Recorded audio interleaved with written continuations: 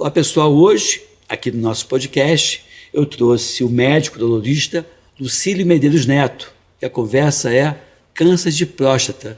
É o câncer que mais assusta os homens e a gente vai falar sobre sinais, sintomas, o que há de novo em termos de intervenção para minimizar dor, sofrimento, sequelas, internações e mortes. Fique aqui, fique bem, fique com a gente.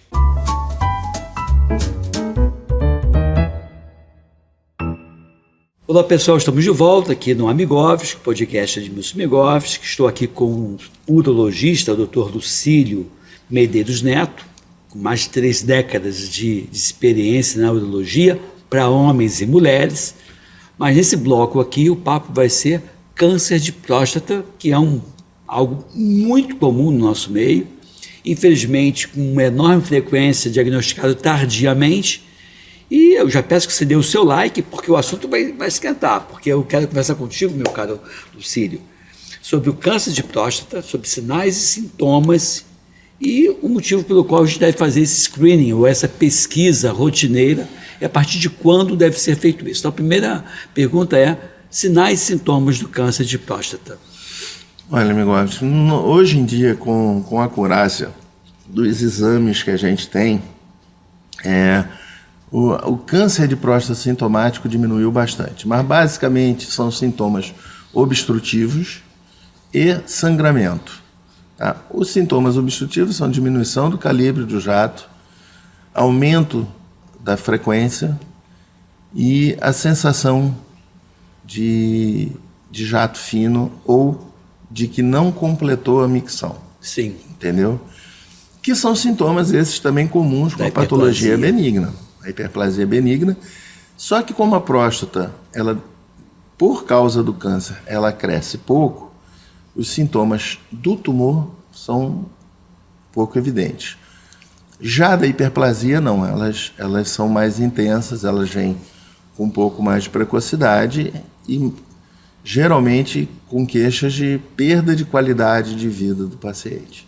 Por conta da maior frequência, o paciente que às vezes tem urgência, tem que interromper reunião, tem que interromper filme, não consegue ir ao cinema porque tem que ir 2 vezes no banheiro, às vezes não chega a tempo e faz a gota da cueca um pouco maior do que o habitual, entendeu? Ele começa a ter constrangimentos sociais também. Sem contar que em alguns casos tem a perda da qualidade de vida no sentido de que não dorme. Vai várias vezes ao banheiro à noite. E com isso o sono fica quebrado e ele está sempre cansado durante o dia. A questão da hiperplasia prostática benigna, né? É algo que se manifesta a partir de qual idade com maior frequência, Lucílio? Olha, a partir da 4ª década já começam a incidência. Tem relato familiar também ou não? Tem. Essa tem característica familiar, sim. No caso do câncer, tem uma incidência maior, notado, cientificamente comprovado, tanto que a estratificação hoje, para pacientes sem familiares com câncer de próstata, a gente está iniciando. Com câncer de próstata, a gente está iniciando aos 45 anos. Então, a partir de 45 anos de idade, 45 independente anos, de ter sinal ou sintoma, o homem vai no urologista para ver se tem alguma alteração. Exato. Isso para quando tem história familiar. E a história familiar é vertical. Pai e mãe é ótimo. Pai, tio, avô, né? Hoje em dia tem tanto gene que a gente não pode... É verdade. De repente eu diria vertical, entendeu? Porque meu cunhado tem a viver. Não, seu cunhado não é parente. Não conta. É linhagem vertical, para cima. É tio, pai, avô. E eu queria destacar um ponto, assim, porque teve gente que perdeu o pai muito novo. E de repente, antes da incidência do câncer, ou não sabe a causa da morte. Então, nesse caso de dúvida, que ou é uma criança adotada, ou é um pai que morreu por acidente com 30 anos, você acaba perdendo essa história familiar. Né? Vale a pena começar aos 45 nesse caso. E se não tiver história nenhuma, pai... 50 anos. 50 anos de idade. Com 50 anos você começa a fazer o screening da... Tá, e o screening consiste em quê e com qual frequência? Basicamente são 3 exames. Um ultrassom. a dosagem do PSA com fração total e livre Tá. e o toque. E o toque. Não tem como abrir mão do toque, né, ainda. É uma coisa assim Não que dá, as pessoas não dá. falam. Eu até concordo com você. Eu tenho um amigo meu que é urologista, que é o André Tigre. Ele até está contou um relato de um sujeito, um paciente que não era paciente dele, é paciente de um outro urologista que não está mais aqui entre nós, morreu, e que fazia ultrassom, fazia o PSA, tudo bem. E até que esse urologista titular acabou morrendo por alguma razão, e ele foi no André. E o André falou, mano, tem que fazer, não, mas o meu nunca fez, sempre tomou por base isso, e aí tudo isso tranquilo, e quando o André viu, era um câncer invasivo, grave, e um cara jovem, de 60 e pouquinho, atleta, cheio de vida, cheio de vigor, e ele ficou com o coração partido, tinha menos de 60 anos esse sujeito. E aí, pô, tem que fazer o toque, não tem jeito. Tem que fazer.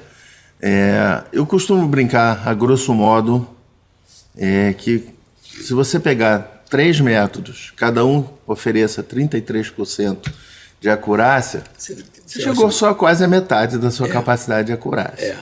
E aí você vai pegar, como a narrativa do André, tem vários. Nós tivemos um paciente, na época eu era recém-saído da residência e trabalhava com o Milfon, que foi até presidente da seccional aqui do Rio. Acho que foi meu colega do Corpo de Bombeiros. Foi. Milfon é aposentado do Bombeiros. E ele me chamou. A gente estava na Urotec, eu estava começando na Urotec, eu estava fazendo litripsia. Ele me chamou e falou assim, quero ver como que você é. Tá, seu toque. Examina esse paciente meu e vê o que você acha. Igual, você tocava, a próstata era toda perfeita. Lá em cima, no ápice, próximo à bexiga, tinha uma cabecinha de alfinete. Um nódulozinho mínimo, pequenininho. E aí? Aí eu falei, ele falou, já aprendeu. Isso não aparece no ultrassom. E o que você faria? Não apareceu no ultrassom. E de repente, e o PSA não vai dar nada. E o PSA desse paciente era de 0,8. Porque é muito abaixo de 1, né? Exato. E aí ele falou, o que você faria? Eu falei, eu biopsiava. Então tá aqui. Entrou no consultório, ele me mostrou a biópsia. A próstata tinha 15% da peça da biópsia positiva para o câncer. Caramba, e não tinha alteração. Paciente jovem, menos de 60 anos, vamos operar. Quando veio a análise da peça em parafina, ela tinha mais de 70% da próstata cometida naquele lobo. Gente. Então era uma doença que se mostrava que era muito mais agressiva do que se mostrava através dos exames iniciais. Se esse paciente tivesse aberto mão de fazer o toque, ele iria morrer. Ele está vivo até hoje. Isso já tem. Eu saí da residência tem 25 anos. Caramba, então que relato. É um relato assim, você fala, mas isso pode ser anedótico. Sim.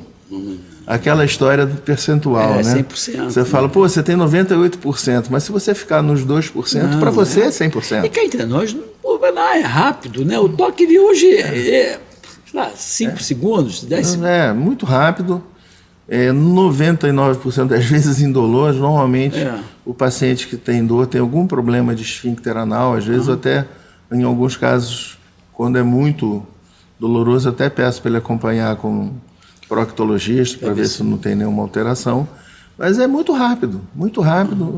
A grande maioria que faz o primeiro exame fala, pô, já, doutor, o senhor conseguiu ver tudo com esse toque rápido? Sim. Ver não, mas sentir. Verdade. Uma pergunta, assim, existem alimentos que aumentam os sinais e sintomas da hiperplasia prostática benigna? Não, que aumente não, mas que facilitem a doença sim. Como por exemplo? Vamos voltar para os ultraprocessados e para os fast food. Você aumenta a incidência não só de hiperplasia, mas de câncer também, né? Principalmente câncer. Não, câncer, tá. Você tem um estudo que mostra, muito interessante, os japoneses, eles têm uma alta Incidência de câncer de estômago por causa do peixe cru. Que todo mundo acha que é inócuo. É inócuo numa quantidade moderada. Como eles comem muito lá, todo japonês já começa a endoscopia digestiva com 40 anos. Eu vi uma vez, na época da faculdade, portanto tem muito tempo, que eles tinham mais câncer de estômago, e mais no homem do que na mulher, que no Japão eles tinham o hábito de primeiro o homem comia, para depois a mulher comer. A mulher comia uma comida mais fria. E aí, eu sei que não é o foco da nossa entrevista, mas é essa curiosidade que eu tinha. Que eu estou te falando isso, que até pouco tempo atrás eu repeti isso. Então, não tem a ver com a temperatura do alimento, não, tem mais a ver com a questão do peixe mesmo. E a incidência é igual. E aí o que acontece? O japonês muda para os Estados Unidos. E aí começa a ter... A primeira geração mantém o hábito. A segunda já está no high school e vai para o fast food com o americano. Sei. Esse aqui teve uma troca de padrão. Ele diminuiu a incidência de câncer de estômago e passou a aumentar o câncer de próstata. Inclui aí também raça, inclui uma série de coisas, né? E aí, então, mas a alimentação tem a ver com a questão do câncer.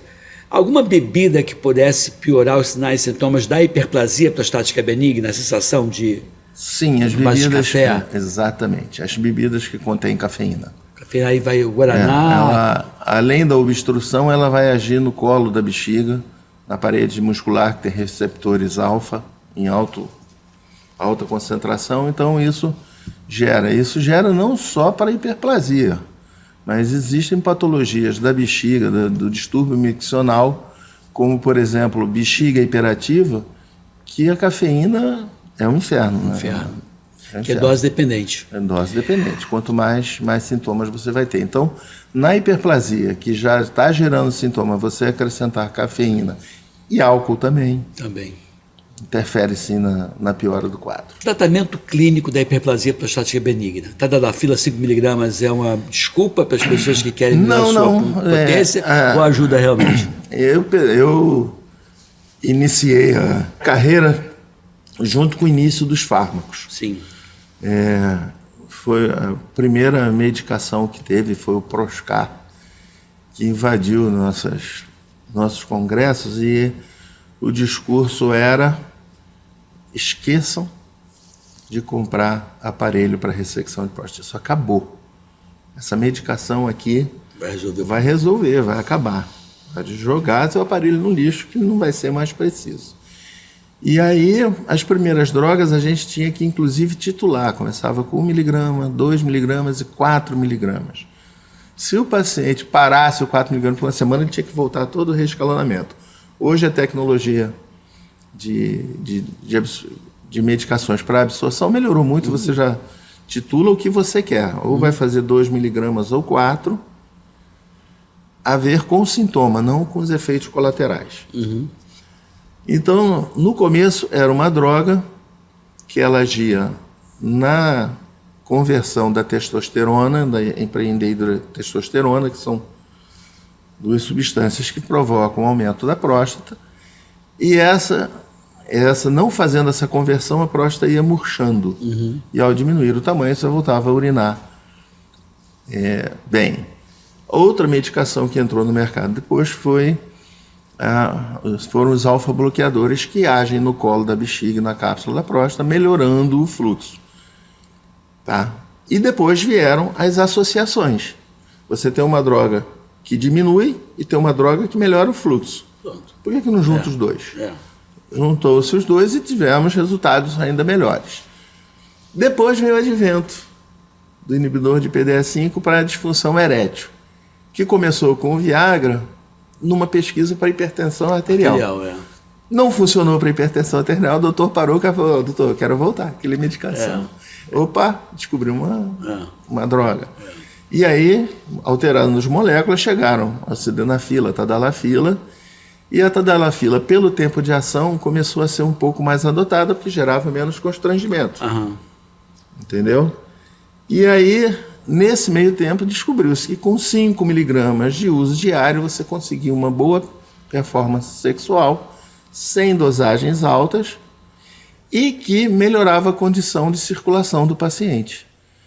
Imagina sua veia como um tubo de PVC, que tem 2 camadas musculares e um carpete dentro, que a gente chama de endotélio. É ali que gruda a gordura que vai obstruir a artéria. E a tadalafila, ela teoricamente melhora a condição desse endotélio, desse carpete que fica revestindo a parte interna do vaso, e não deixa ter aderência. Então, quando eles começaram a usar, até o argumento de que diminuía a incidência de infarto foi usada. E parece que, não sei se chega a ser impactante, mas tem alguma melhora.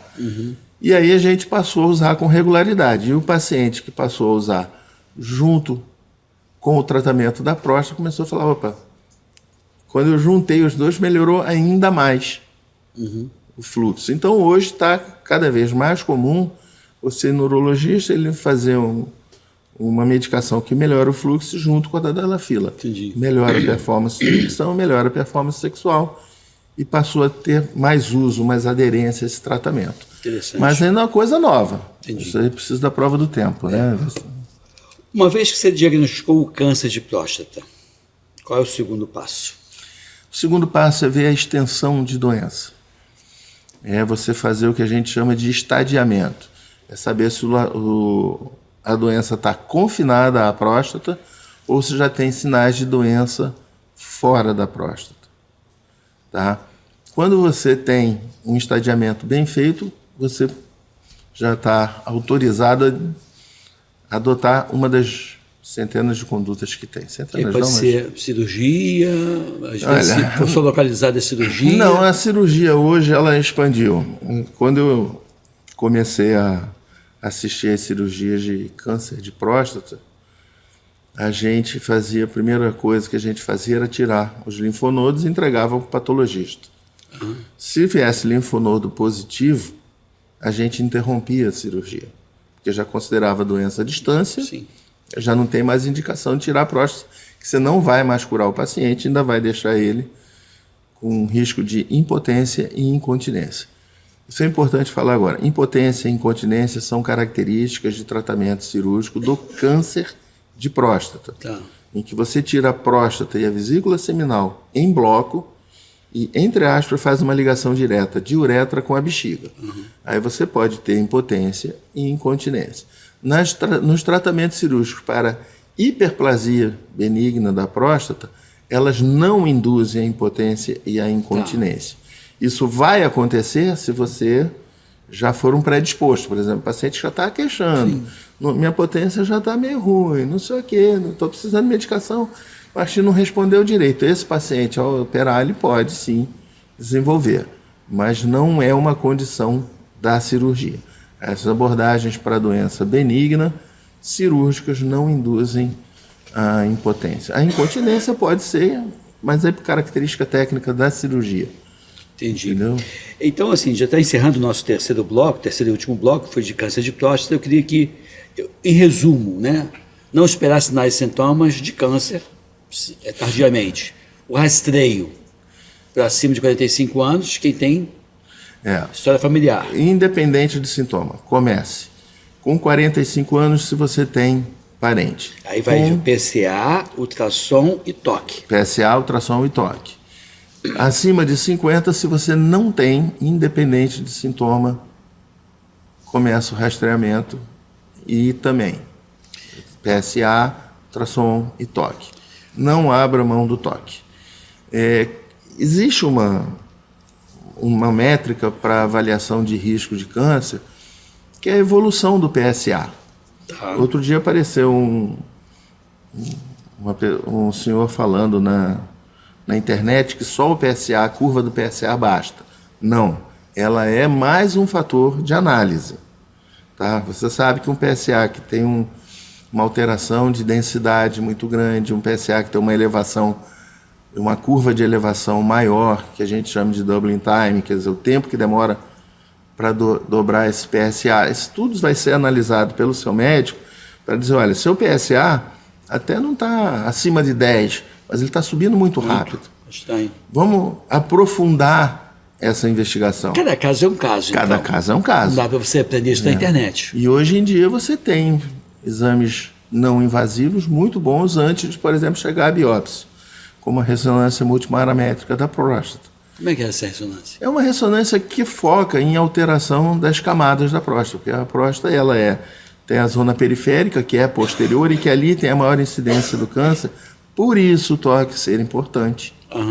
Tá? Tem a zona média, divide em ápice, média e base, e todas essas regiões são estratificadas. Se tiver algum nódulo, aquele nódulo vai ser focalizado e ver se ele tem potencial de malignidade. E aí existe uma classificação chamada de PIRADS, que vai até 5 e você vai trabalhar com essa classificação para cada caso. De forma alguma hoje, Lucílio, o diagnóstico de câncer de próstata é uma sentença de morte, de forma alguma. Não. Isso já mudou. Lembra que eu te falei da cirurgia? Hoje em dia, a gente faz a cirurgia, se tem possibilidade de ganho possível, a gente faz uma linfadenectomia mais estendida e que isso vai nos dar um prognóstico e formas de tratamento mais eficazes que prolongam a vida do paciente de forma de outra coisa. Às vezes morre, né? Lucílio, Boa obrigado, parte morre de outra patologia que não é o câncer. Foi um ótimo bater papo com você, aprendi bastante, espero que a nossa audiência também. Dê o seu clique, se inscreva no nosso canal, dê o seu like, por favor, porque é isso, né? A gente leva uma informação de qualidade de saúde que visa, sobretudo, minimizar dor, sofrimento, sequelas, internações e mortes. Eu queria te presentear com a minha caneca. Essa caneca é sua, vai levar para sua casa. E é isso aí, gente. Fique aqui, fique bem, fique com a gente. Um abraço e até o próximo encontro com vocês.